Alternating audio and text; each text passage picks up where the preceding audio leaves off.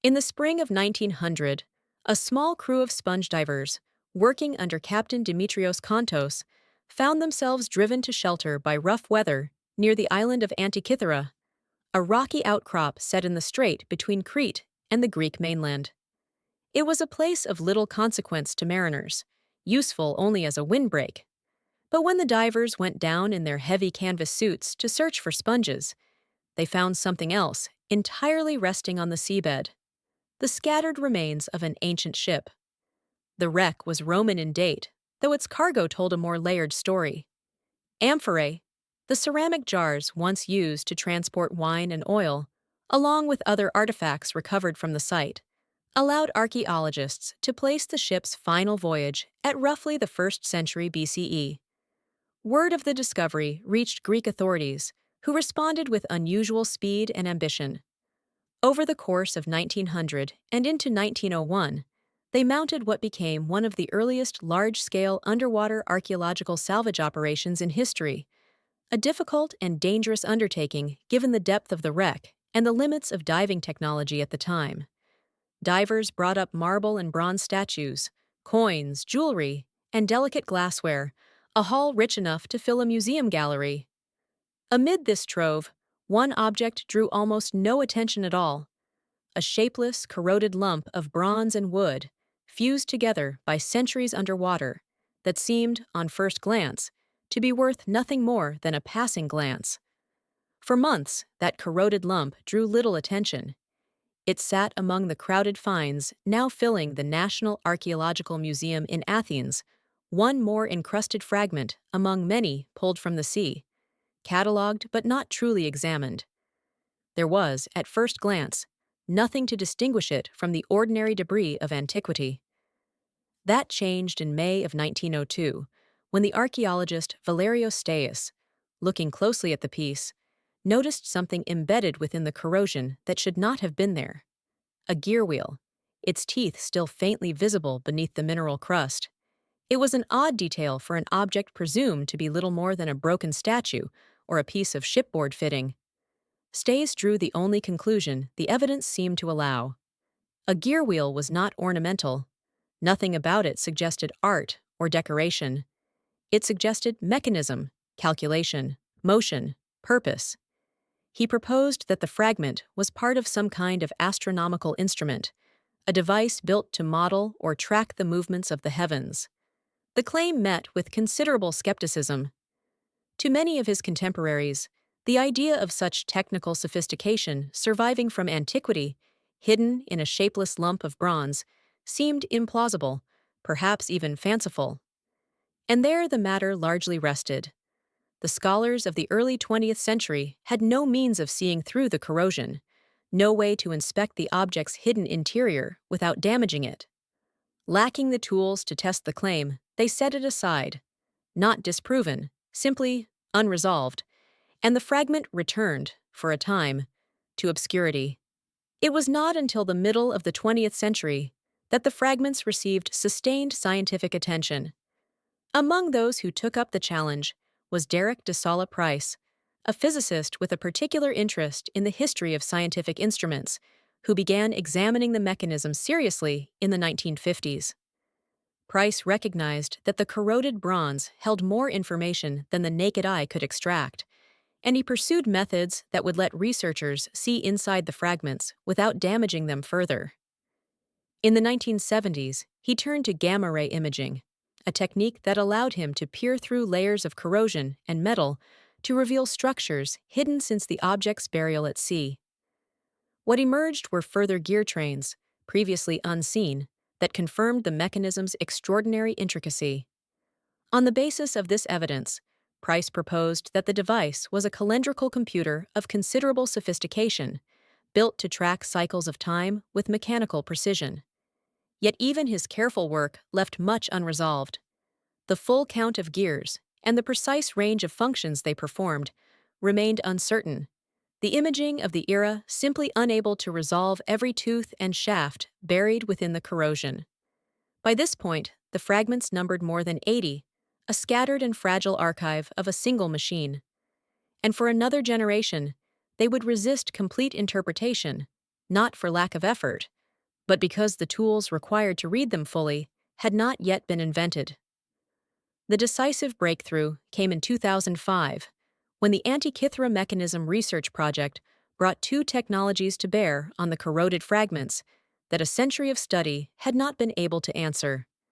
High-resolution X-ray computed tomography, capable of seeing through solid bronze, and polynomial texture mapping, which could capture the faintest surface detail under raking light. Together, these methods let researchers look inside the fused, fractured lumps of metal without touching them and read what lay hidden on their surfaces. What emerged was staggering. Thousands of tiny inscribed Greek letters came into view, an internal manual of sorts, packed into spaces barely visible to the naked eye. And within the fragments, the scans exposed a gear system far more intricate than anyone had confirmed before.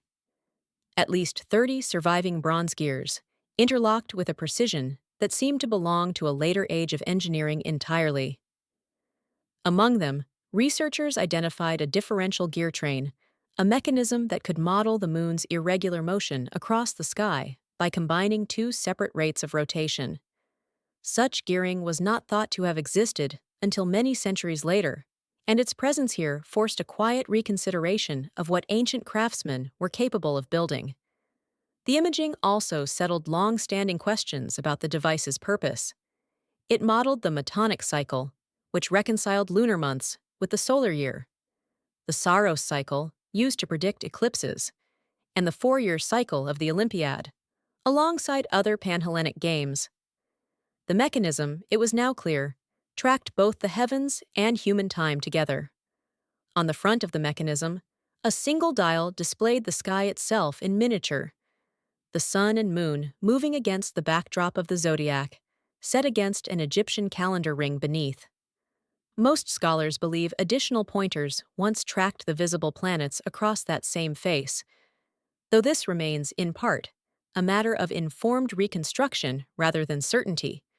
Corrosion and missing fragments leave the outer planetary gearing unproven. Turn the device over, and the back reveals a different kind of time.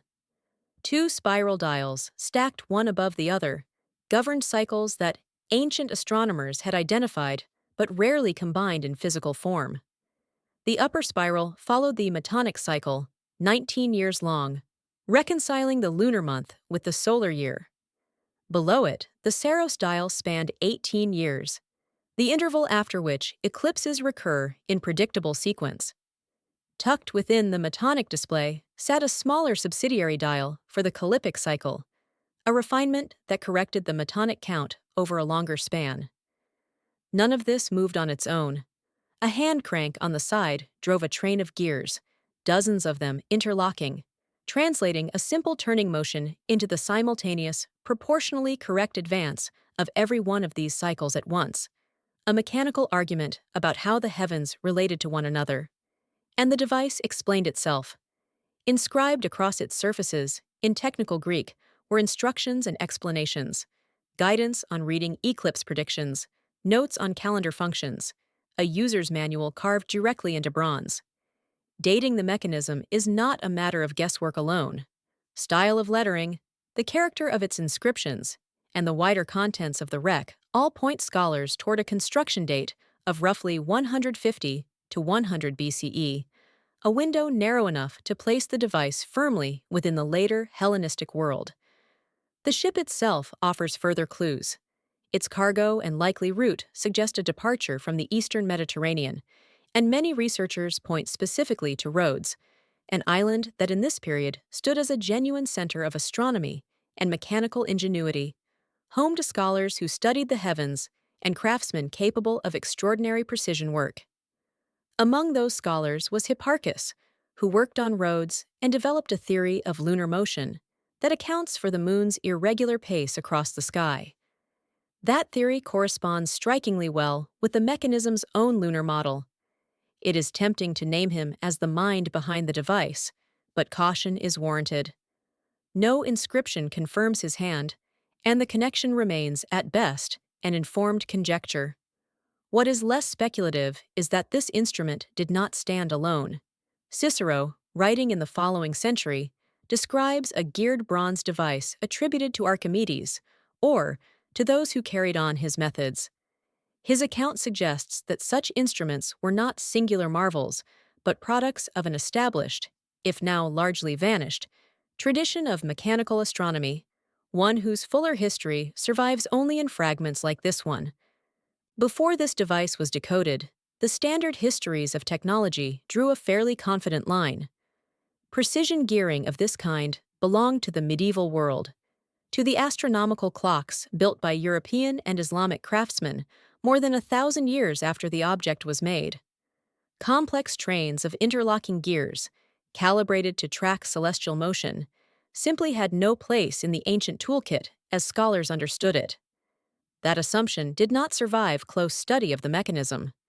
Most striking was a feature historians did not expect to find at all: a differential gear train, apparently built to reproduce the moon's uneven progress across the sky, faster at some points in its orbit, slower at others.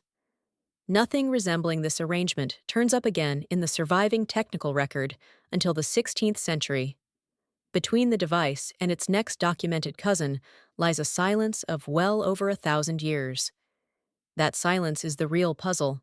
A single object of this sophistication cannot be a fluke of one inventor's genius alone. It implies workshops, teachers, predecessors, a broader Hellenistic culture of precision mechanical engineering that once existed but left almost no other trace.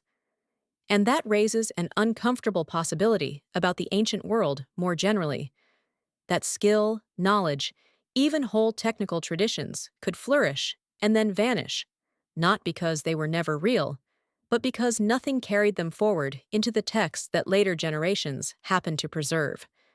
Nothing else like it has surfaced. In over a century of excavation across the Mediterranean world, no second Antikythera mechanism, no companion device, no workshop of half-finished gears has ever come to light. That absence is itself a kind of evidence, though an ambiguous one. It may mean the device was a singular masterpiece, the product of one exceptional mind or one exceptional workshop. Or it may mean that such instruments were more common than we assume, built and used and eventually melted down or lost, with this single example surviving only by the accident of a shipwreck. There is no way yet to know which. Even the object itself has not given up all its secrets.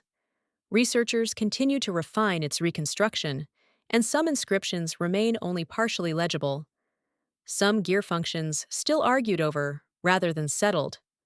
What is no longer in doubt is the larger point. The mechanism proves that ancient technical capability could run ahead of what surviving texts describe. Written knowledge and built knowledge are not the same thing, and only one of them tends to survive. That is, perhaps, the device's deepest lesson. Its long silence does not mark an absence of ancient achievement, but the fragility of the chain that was supposed to carry that achievement forward, a chain broken by time, by war, by fire, and by the sheer luck of what happens to be pulled from the sea.